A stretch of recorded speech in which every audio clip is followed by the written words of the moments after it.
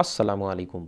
12 फरवरी 2023 को gate test मुनक़िद होने जा रहा है और काफ़ी ज़्यादा स्टूडेंट्स बार बार मैसेज करके पूछ रहे हैं कि कैसे तैयारी करें गेट टेस्ट की, थोड़ा सा गाइड कर दें, किस तरह से बुक्स को रीड करें, क्या क्या चीज़ें हमें हेल्प आउट कर सकती हैं गेट क्लियर करने में। तो कुछ बुनियादी चीज़ें हैं जिनको अगर आप माइंड में रख लें तो ये जो 7 या 8 दिन रहते हैं गेट टेस्ट होने में, इन 7-8 दिनों में आप इतनी तैयारी कर लेंगे कि आपका गेट टेस्ट आराम से क्लियर हो जाएगा। आप पासिंग मार्क्स आराम से ले सकते हैं। सबसे पहले तो ये माइंड में बिठा लें कि ये जो गाइड्स हैं, एमसीक्यूज़ गाइड्स जो मार्केट में अवेलेबल हैं और स्टूडेंट्स अपना सारा इन्हिसार उन्हीं के ऊपर किए बैठे होते हैं, उन्हीं गाइड्स पे अपनी सारी एनर्जीज पुट कर रहे होते हैं और ये सोच रहे होते हैं कि जी उन्हीं ही गाइड्स के अंदर जो दिए गए एमसीक्यूज़ हैं उन्हीं में से पेपर में भी एमसीक्यूज़ आ जाएंगे। तो सबसे पहले तो ये बात अपने माइंड में बिठा लें कि उस पूरी गाइड या कोई भी जो आप गाइड पढ़ रहे हैं उसके अंदर से मैक्सिमम 100 एमसीक्यूज़ आने हैं, उनमें से मैक्सिमम 10 से 12 एमसीक्यूज़ उस गाइड के अंदर से होंगे जो शायद रिपीट हुए हों या जी किसी गाइड वाले ने वो लिख दी हों। इससे ज़्यादा एमसीक्यूज़ या 15-16 से ज़्यादा एमसीक्यूज़ कभी भी गेट टेस्ट में गाइड्स में से नहीं उठाए जाते। पेपर जो होता है वो मोस्टली उसमें जो 50% पेपर होता है वो कंसेप्चुअल होता है, 50% पेपर प्योरली रट्टा बेस होता है। अगर आपका रट्टा स्ट्रांग है तो वो जी आपको एमसीक्यूज़ आप इजीली सॉल्व कर लेंगे। अच्छा, अगर आप पहले पेपर को देखें, पेपर पैटर्न को समझें तो आपके लिए तैयारी करने में बड़ी आसानी होती है। 100 मार्क्स का पेपर होता है, यानी 100 एमसीक्यूज़ आते हैं, 100 मार्क्स होते हैं, नेगेटिव मार्किंग नहीं होती।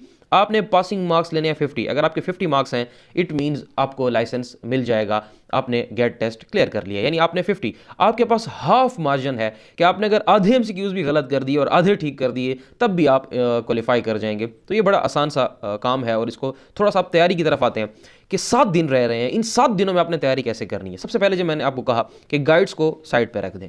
अब कोर्स पे आ जाते हैं, कौन कौन से सब्जेक्ट्स हैं जो इंपॉर्टेंट रोल प्ले कर रहे हैं। सबसे पहले 2 सब्जेक्ट्स में बात करूंगा, कानून शहादत और सीपीसी। क्यों? क्योंकि out of 100 40 MCQs in 2 subjects में से बनने हैं। 20 एमसीक्यूज आने हैं क्यूएसओ से और 20 एमसीक्यूज आने हैं सिविल प्रोसीजर कोड यानी सीपीसी से। अब पहले आ जाते हैं 20 एमसीक्यूज जो क्यूएसओ से आने हैं, उनको डिस्कस करते हैं कि क्यूएसओ को आपने प्रिपेयर कैसे करना है। सबसे पहले तो आपको हर एक आर्टिकल को रीड आउट करना है। अब 7 दिन हैं, एक दिन में मैं अगर एक सब्जेक्ट को करूं या मैक्सिमम अगर मैं क्यूएसओ को 2 दिन दूं, आधा आधा एक दिन में करूं, आधा दूसरे दिन में, तो मैं कैसे? तो इसमें कुछ इंपॉर्टेंट आर्टिकल्स हैं जिन आर्टिकल्स को आपने देखना, जो मशहूर आर्टिकल्स होते हैं। कभी भी एमसीक्यूज ऐसे आर्टिकल से नहीं बनता जो कि मशहूर ना हो, यानी जो आप देखते हैं प्रैक्टिस में भी काम आ रहा है या जो एग्जाम्स में आप देते हैं पेपर थ्रू आउट आपकी जो एलएलबी की डिग्री होती है वहाँ जो टॉपिक्स यूज हो रहे होते हैं, जो एमसीक्यूज जो चीज़ें यूज हो रही हैं, सेम उन्हीं टॉपिक्स को एचईसी के जो पेपर बनाने वाला है वो टच करता है। जैसे आप प्रिविलेज कम्युनिकेशन को आप देख लेते हैं, आप आर्टिकल 15-16 को देख लेते हैं, आप 17 के अंदर से एमसीक्यूज बनता है, फिर उसके बाद 22 से एमसीक्यूज बनता है, 19 से गेस्ट पूछ लेता है। अच्छा, इसी तरह आप फिर चले जाते हैं एडमिशन और कन्फेशन को आप थोड़ा सा देख लेते हैं कि ये क्या चीज़ें हैं।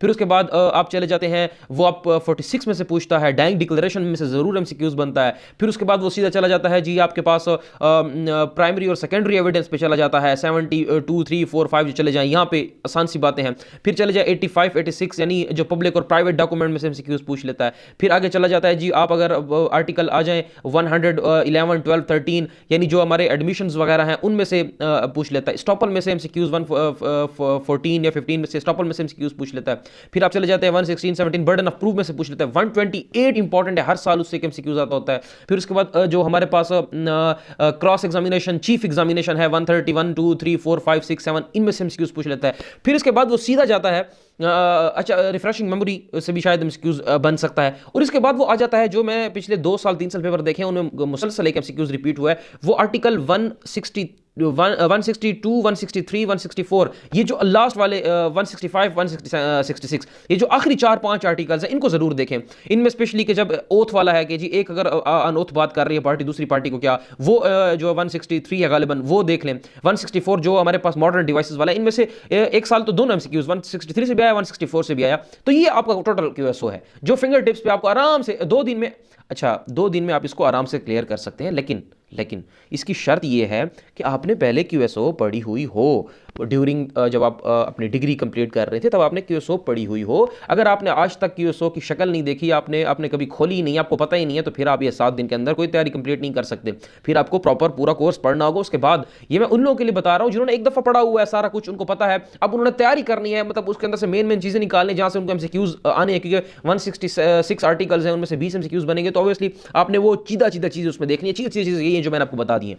क्यूएसओ हो गया साइड पे, ये आराम से 2 दिन में आपका फुल क्लियर हो जाएगा। अब अगले जो आपने 2 दिन लगाने हैं वो सीपीसी पे लगाने हैं। सीपीसी में क्या है?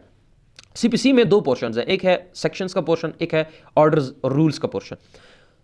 तो गालिबन 10 एमसीक्यूज बनते हैं सेक्शंस में से और 10 एमसीक्यूज बनते हैं ऑर्डर्स में से। अब जो सेक्शंस वाले हैं वो तो हलवा है, अभी बिल्कुल हलवा है। क्यों?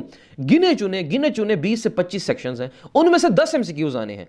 अगर आप अगर आप आराम से उन सेक्शंस को कर लेते हैं, सेक्शन 9 कर लिया, 10 कर लिया, यानी रेस सब जुडिस, रेस जुडिकाटा कर लिया, 11 कर लिया।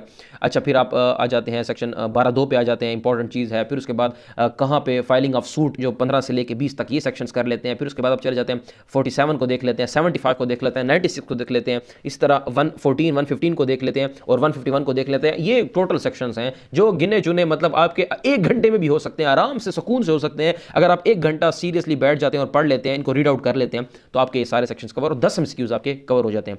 अच्छा, आपने पढ़ना इनको ऐसे है, देखिए आपने इनको स्टोरी की तरह याद रखना है। आपका कॉन्सेप्ट तो क्लियर होने चाहिए। आपने देखना है जी सेक्शन क्या कहता है, रेस गेस्टे, रेस सब जुडिस क्या है, सेक्शन 10 है, स्टे ऑफ सूट क्या है, ये आपको थोड़ा सा इसके बारे में इल्म होना चाहिए। फिर आपने सिर्फ याद रखना है, बाकी वहां पे एमसीक्यूज के अंदर सेक्शन का हवाला दे दिया जाता है। एमसीक्यूज के अंदर मेंशन होता है कि जी according to section 10 of CPC फला फला, फिर नीचे ऑप्शन दिए होते हैं अकॉर्डिंग टू सेक्शन 11। हर एक एमसीक्यूज में सेक्शन मेंशन होता है, चाहे वो जिस सब्जेक्ट से भी वो एमसीक्यूज बनाया जाता है। ठीक है, तो ये आपका आराम से ये क्लियर हो जाता है, एक आधे दिन में ये क्लियर हो जाता है। उसके बाद आप आ जाते हैं ऑर्डर्स पे।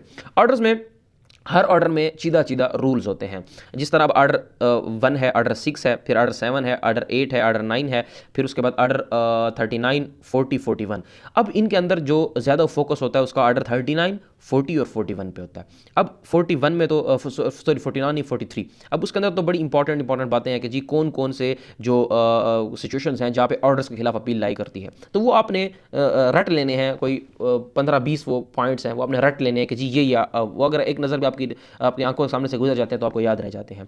बाकी जो एक लंबा जो हमारे पास है 41, वो काफ़ी ऑर्डर लंबा है, उसको आपने थोड़ा सा डिटेल से देखना है ऑर्डर 41 को, कि जी इसके अंदर से पूछ लेता है कि जी कब अपील लाई करती है, जब अपील जब स्टार्ट में क्या मेमोरेंडम क्या होता है, उसके अंदर क्या क्या इंग्रेडिएंट्स होते हैं, अपील जो है अगर वो एक्स पार्टी हो जाए फिर क्या प्रोसीडिंग्स होती हैं, वो कुछ थोड़ी सी चीज़ें हैं जिनको आपने देखना है। रूल्स को सिर्फ थोड़ा सा एक दफ़ा माइंड में गुजारना है, क्योंकि वहाँ पे सेक्शन आपको दिया हुआ होगा, आपको पूरी की पूरी सिचुएशन दी गई होगी, उसके अंदर से कोई एक पार्ट उसने स्किप किया होगा, सिंपल सी बात आपसे पूछना होगा, बिल्कुल मुश्किल नहीं होता, आसान से। तो अगर अगला 1.5 दिन आपने ऑर्डर्स और रूल्स पे लगा लेना है, जो आराम से हो जाते हैं, कोई मसला नहीं होता। अगर आप एक दफ़ा इनको पढ़ते जाएं, आपको पता हो कि जी प्लेंट क्या है, प्लेंट के इंग्रेडिएंट्स क्या हैं, प्लेंट जो है एक्स पार्टी प्रोसीडिंग्स क्या होती हैं, setting aside x party proceedings क्या होती हैं, सेट ऑफ क्या होता है, तो ये सारी चीज़ें आपको आराम से आ जाती हैं। अगर आप अच्छा टाइम ड्यूरेशन अक्सर पूछ लेता है कि कितने दिन का टाइम है, रिटन स्टेटमेंट कितने दिन के अंदर जमा करनी चाहिए, अच्छा दोनों पार्टीज नहीं आ रही तो क्या होगा, एक पार्टी नहीं आ रही तो क्या होगा, प्लेंटिफ नहीं है तो क्या होगा, डिफेंडेंट नहीं है तो क्या होगा, ये आसान सी बातें हैं। अगर आप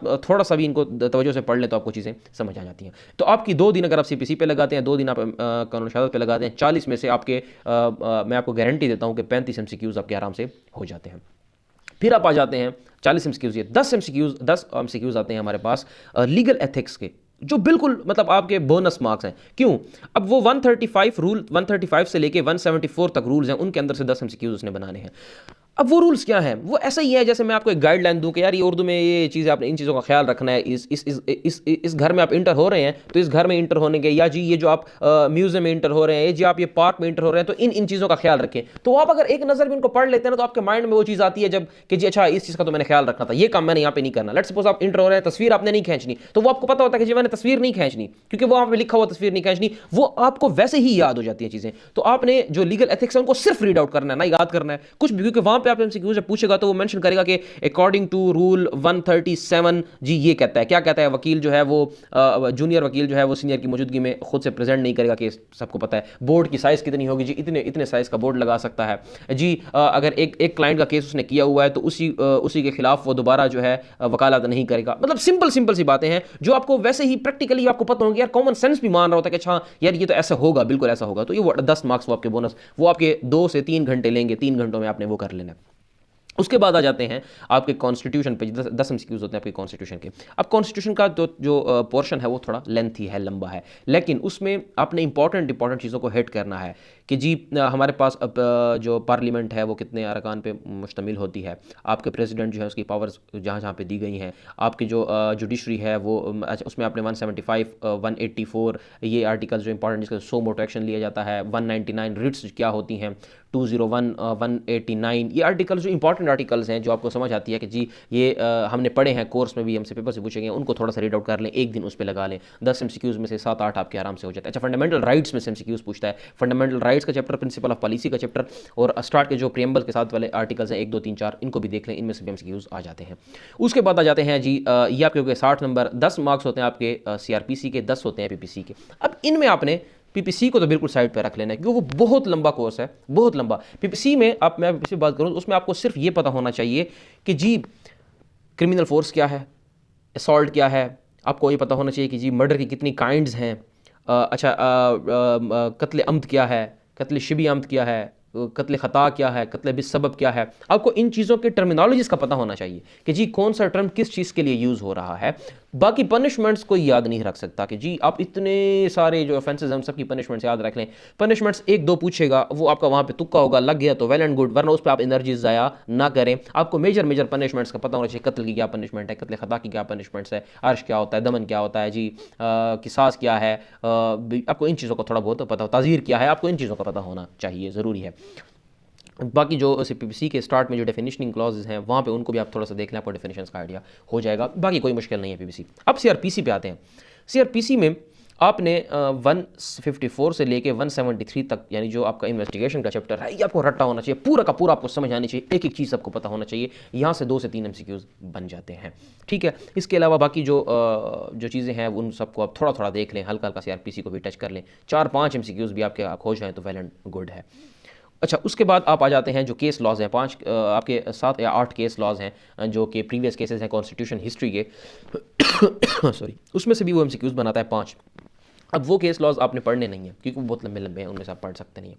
आपने यूट्यूब पे जाना है, उनकी वीडियो सर्च करनी है, हर केस लॉ पे 6 से 7 मिनट की आपको वीडियो मिल जाती है, किसी भी अच्छे से बंदे की सुन ले जिन्होंने अच्छे से उसको एक्सप्लेन किया हो, सिर्फ वो वीडियो सुन लेनी है आपने, उसमें आपके 2-3 घंटे लग जाएंगे, वो आपने सारी सुन लेनी है, आपके दिमाग में सब कुछ बैठ जाएगा, चाहे इस मुशर्रफ केस में ये हुआ था, नवाज शरीफ केस में ये हुआ था, बेनज़ीर वाले केस में ये हुआ था, फलां में ये फलां, तो आपको चीज़ें याद रह जाती है। इस पर आपको याद रखना कि PLD जो उसका वो साइटेशन होती है, साइटेशन आपको याद होनी चाहिए क्योंकि हर एक केस की साइटेशन का पता होना चाहिए, इस साइटेशन में ये चीज़ डिस्कस की गई है, तो ये चीज़ से आपका मतलब जो आपका वो 5 एमसीक्यूज़ हैं वो आराम से हो जाते हैं। बाकी अब रह गई इस्लामिक जूरिस्प्रूडेंस और जी इंग्लिश जूरिस्प्रूडेंस, सारा तुक्का है, सारी लक है क्योंकि उसके आप किताब कवर कर नहीं सकते, उन्होंने पूरी बुक्स दी हुई हैं, अब पूरी बुक्स में आप सिर्फ 5 एमसीक्यूज़ के लिए पढ़ें तो ये पॉसिबल नहीं होता, वो आप नहीं कर सकते। मैंने खुद भी कभी नहीं किया और वहाँ पे जाके जो आता था, जो पढ़ा था कोर्स के अंदर, वही बस उसको टिक कर लिया और कुछ ठीक हो जाते हैं, कुछ गलत हो जाते हैं। आपका बेहतरीन सिस्टम, मेरे माशाल्लाह 89 मार्क्स आ गए थे, तो 89 मार्क्स आप भी 89-90 स्कोर कर सकते हैं, कोई इतना मुश्किल काम नहीं है। अच्छा, इसके अलावा बाकी जो रह गई आपके 5 नंबर जो उसके यूनाइटेड नेशन चार्टर के और साथ में जो इंटरनेशनल कोर्ट ऑफ जस्टिस है उनके, तो वो आपने इंटरनेशनल कोर्ट ऑफ जस्टिस और जो यूनाइटेड नेशन चार्टर है ये आपने फिर गाइड से कर लेने हैं। और अगर आप चाहें तो वो जो इस्लामिक जूरिस्प्रूडेंस और इंग्लिश जूरिस्प्रूडेंस है वो भी अगर गाइड में जो प्रोवाइड करदा एमसीक्यूज़ हैं उन्हीं को देख लें तो इंशाल्लाह आपकी ये 7 दिनों के अंदर तैयारी हो जाएगी। और आई विल मतलब मैं मेक श्योर करवाता हूँ आपको, तो इंशाल्लाह कि you will successfully secured 50+ marks in the GATE test और आपको आराम से ये सारा कुछ क्लियर हो जाएगा और आपका गेट टेस्ट क्लियर हो जाएगा। अपने सेंसेस में रहना है, एक प्रॉपर जो मैंने तरीका बताया इसी तरीके से तैयारी करनी है, तो इंशाल्लाह आप आराम से गेट क्लियर कर जाएंगे। Thank you.